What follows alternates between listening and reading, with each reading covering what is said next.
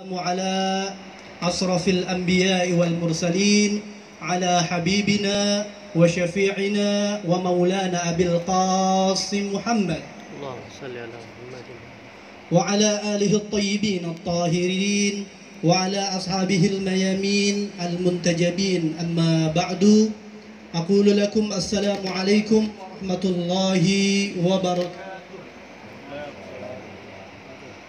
Alhamdulillah, berkat Allah Subhanahu wa Ta'ala telah menganugerahkan kesehatan dan waktu yang sangat luas bagi kita, sehingga di pagi yang cerah ini, di hari yang mulia ini, kita dapat berkumpul bersilaturahim di tempat yang insya Allah penuh keberkahan ini dan disaksikan oleh para malaikat Allah Subhanahu wa Ta'ala. Yang saya hormati keluarga besar besan, keluarga besar pengantin laki-laki, yaitu Bapak Haji Basuki beserta rombongan. Yang saya hormati juga, ini kebetulan Bapak penghulu datang, saya mendingan off dulu kali ya. Apa lanjut? Lanjut aja ya. Yang saya hormati juga keluarga besar ya, Bapak Sugeng yang ada di sini semua. Silakan.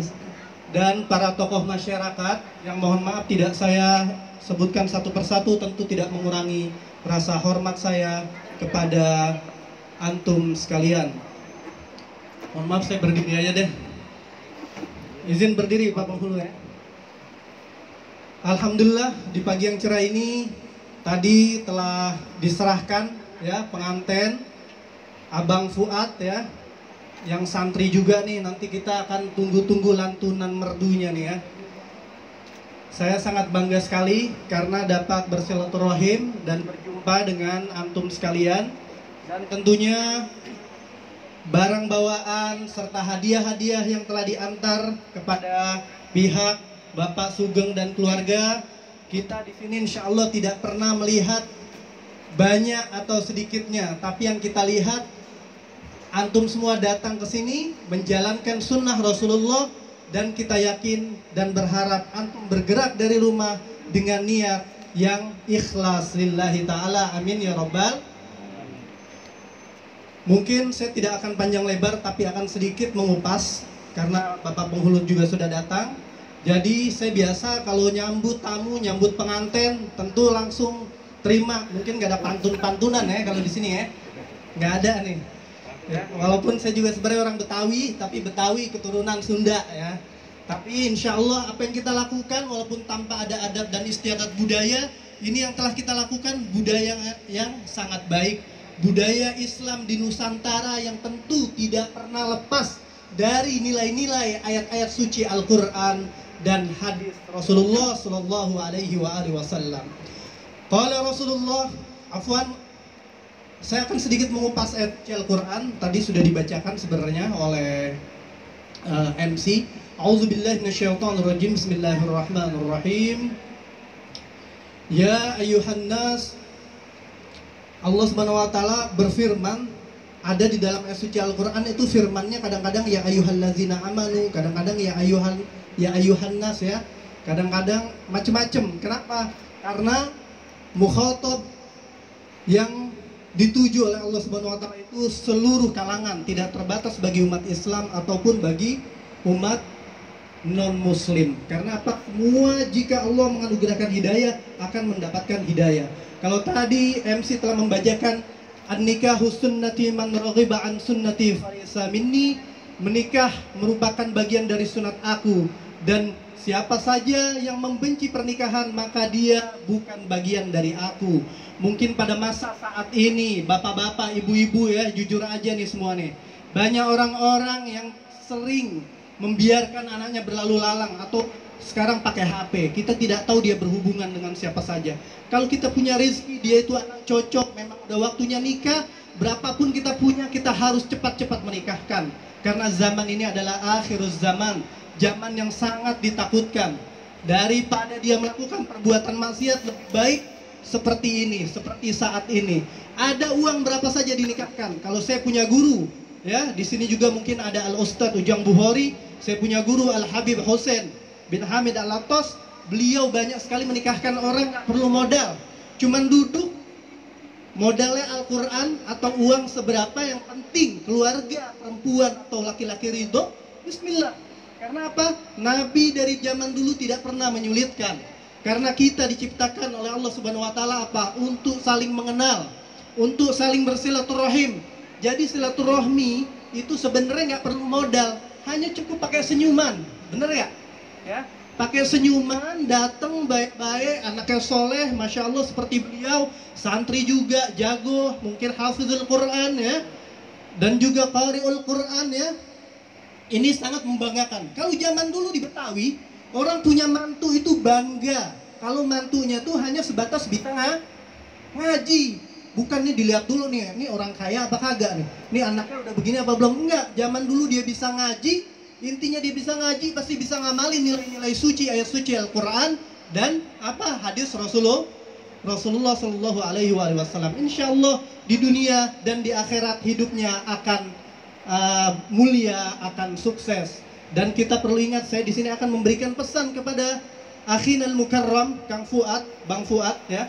Qala Rasulullah sallallahu alaihi wasallam, "Addibu auladakum ala salasi khisalin, hubbi nabiyikum wa hubbi ahli baitihi wa qiraatil Quran." Insyaallah ini 3 udah dimiliki oleh pengantin. Makanya saya bangga. Rasulullah bersabda, "Didiklah putra-putri kalian dengan 3 perkara, yaitu yang pertama, kenalkanlah putra-putri kalian kepada Nabi Muhammad, Nabi kalian, Nabi kita bersama, yaitu Muhammad bin Abdullah sallallahu alaihi wasallam." Kenapa harus mengenal Nabi Muhammad sedangkan kita kondisinya jauh dari beliau? Karena agar kita bisa memahami bagaimana kita nanti hidup berkeluarga. Lalu dilanjutkan hubbi ahli baitihi, mencintai keluarga Nabi Muhammad. Biar kita tahu bagaimana. Makanya kalau di undangan-undangan mungkin suka tertera di situ doa Nabi Muhammad kepada putrinya ketika menikah dengan Sayyidina Ali bin Abi Thalib. Ini menunjukkan bahwa dari keluarga Nabi kita semua bisa mengambil hikmah, bisa mengambil suri tauladan. Kenapa? Karena laqad kana lakum fi Rasulillahi uswatun hasanah. Benar-benar ada pada diri Nabi. Nabi itu ada di sisi kalian, di sisi kita. Walaupun sudah tidak ada, kita yakin beliau menyaksikan kita. Beliau bahagia melihat umatnya melakukan seremonial, ritual yang sakral seperti ini. Maka itu sekali lagi, kenalkan putra-putri kita kepada Nabi, kenalkan kepada keluarganya. Bil khusus pada bulan Muharram ini sebenarnya banyak kejadian-kejadian yang penuh berkah. Ada kejadian bahagia di mana Nabi Ibrahim selamat dari api Namrud, Nabi Yunus selamat dari ikan ya. Lalu kemudian ada sebenarnya yang menyedihkan di bulan Muharram, yaitu terbunuhnya cucu Rasulullah Sayyidina Husain bin Ali bin Abi Thalib. Ini yang jarang dibahas oleh semua. Jadi kita dikala bahagia kerjanya cuma bisa bahagia. Tapi kalau nangis, menangisi, misalnya membaca ayat-ayat suci Al-Quran, kita tidak bisa meneteskan air mata. Membaca sejarah Nabi, kita tidak bisa meneteskan air mata. Tapi kita mengajarkan kepada putra-putri kita, kalau anak-anak datang ke rumah tiba-tiba kita lagi nangisnya. Kenapa nangisnya? Ini jagoannya dibunuh. Film sinetron ditangisin. Tapi baca ayat-ayat Al-Quran berisi azab. Baca sirah An-Nabawiyah berisi perjalanan sedih terkait Rasul, terkait para sahabat dan keluarga Nabi. Kita tidak bisa meneteskan air mata. Na'udzubillah min zalik, betapa kerasnya hati kita. Tidak bisa menangis. Maka itu saya sangat bangga sekali lagi dengan kedatangan pengantin. Huwa min qari'il Qur'an wa insyaallah min hafizil Qur'an. Pengamal sunnah Nabi yang pasti beliau mengenal Rasulullah, mengenal keluarganya. Jadi kita kalau nanti berumah tangga ada sedih, ada suka, ada duka, itu biasa ya. Kalau ada ini jangan diselesaikan sendiri. Ada masalah itu pasti ada. Datang baik-baik, selesaikan bermusyawarah. Datang ke orang tua, minta tolong gimana caranya. Karena dulu Nabi pun seperti itu. Kalau ada sahabat yang kontroversi diselesaikan dengan bermusyawarah ya, seperti itu. Yang terakhir, wa qiraatil Quran, dan membaca Al-Quran. Dengan membaca Al-Quran, hati kita akan tenang karena di dalamnya ada zikir. Ala bizikrillahi tatma'innul qulub. Kita saat ini tengah dilanda musibah, bukan hanya kita, seluruh dunia. Tapi kita masih bisa menikmati silaturahim seperti ini. Coba bayangkan saudara-saudara kita yang berada di Palestina, bisakah mereka menikah seperti ini? Saya pasti akan meneteskan air mata, walaupun hati saya bahagia kedatangan beliau. Kita tidak bisa mengadakan acara-acara seperti ini, tapi kita mengeluh. Diberi corona kita mengeluh, diberi penyakit kita mengeluh. Padahal Al-Quran menyatakan, وَلَنَبْلُوَنَّكُمْ بِشَيْءٍ مِنَ الْخَوْفِ وَالْجُوعِ وَنَقْصٍ مِنَ الْأَمْوَالِ وَالْأَنْفُسِ وَالثَّمَرَاتِ وَبَشِّرِ الصَّابِرِينَ وَالَّذِينَ إِذَا أَصَابَتْهُمْ مُصِيبَةٌ قَالُوا إِنَّا لِلَّهِ وَإِنَّا إِلَيْهِ رَاجِعُونَ. Kita semua dapat musibah. Mungkin juga di antara antum semua yang hadir dapat musibah. Intinya kita serahkan semua kembali kepada Allah Subhanahu wa taala. Kita serahkan, banyak-banyak berzikir, banyak sholat, banyak ibadah, banyak silaturahim. Intinya tetap menjaga social distancing dan aturan kesehatan protokoler yang telah diatur oleh pemerintah kita. Mungkin sekian. Sekali lagi, kami menerima kedatangan bapak-bapak, saudara-saudara, dan pengantin yang ganteng ini, Hafizul Quran wa Qari'ul Quran. Alhamdulillah saya bangga. Selamat bergabung di kampung halaman kami ini, yang insya Allah di sini jangan kaget nanti banyak pengajian, bisa mana-mana aktif. Bermasyarakatlah, ajarkan juga mereka ayat-ayat suci Al-Quran yang ada di sini. Insya Allah antum ya akhina Fuad bisa menjadi seorang guru dan kiai di kampung halaman kami.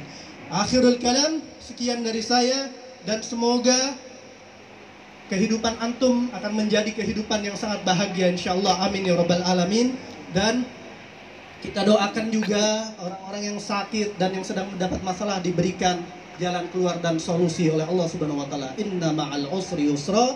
Sekali lagi, wal afu minkum, jika ada kata-kata yang salah dan sikap saya seperti ini, saya menangis meneteskan air mata karena bahagia menemukan saudara seperti ini. Ya, sekali lagi menangis bahagia dan terharu. Wallahul muwaffiq ila aqwamit thoriq. Wassalamualaikum warahmatullahi wabarakatuh.